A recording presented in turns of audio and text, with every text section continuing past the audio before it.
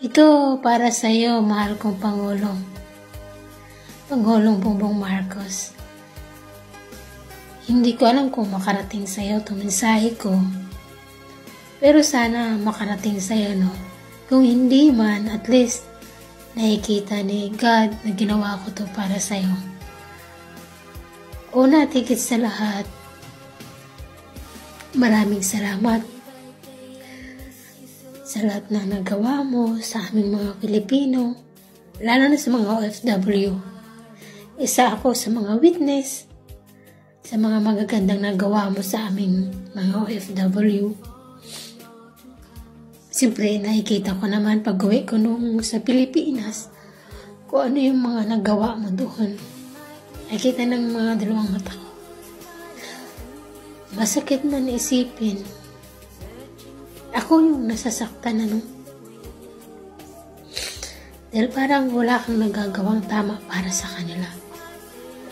Siguro mahal kong Pangulong Bongbong Marcos, nakita mo man to o hindi, isang malaking karangalan sa akin na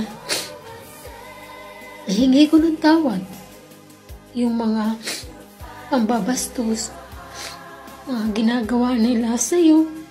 Hindi mo naman deserve na gawin nila sa'yo yan, diba?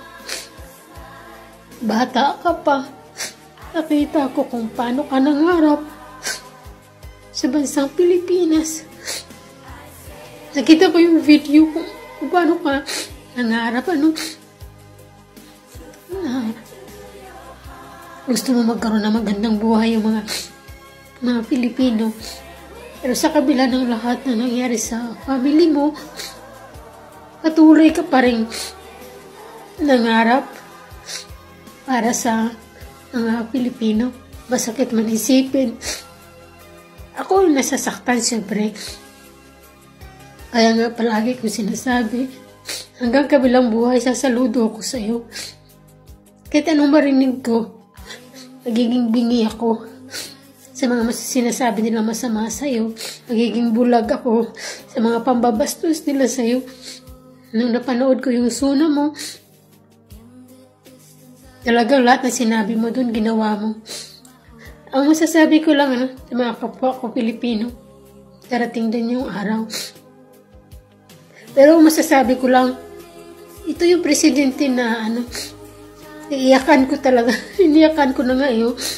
Kasi ako yung nasasaktan sa mga ginagawa ng mga kapwa, ng ibang mga Pilipino.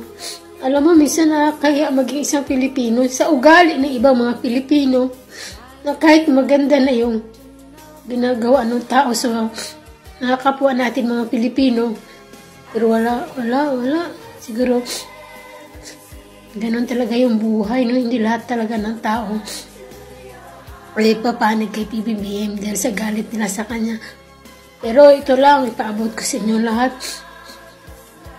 Kahit anong gawin niyo, kahit patumbahin nyo pa yan, kahit anong gawin nyo, nasa likod niya ang Panginoon. At kahit na kailan hindi yan iiwanan ng Diyos yan, dahil ang Diyos ang naglagay dyan bilang presidente. Dahil bata pa yan, nangarap na siya, diba? Napakaganda ng hangarin niya, no? Simula sa edad yan na yun. Grabe. Ito lang masasabi ko, PBBM.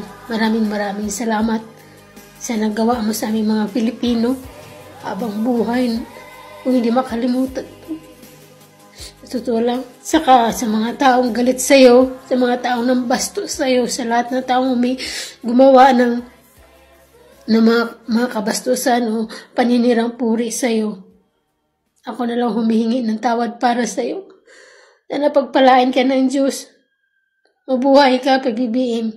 Hindi ka man abuti ng mensahe ko. Ang importante, makarating lang sa Diyos yung dalangin ko.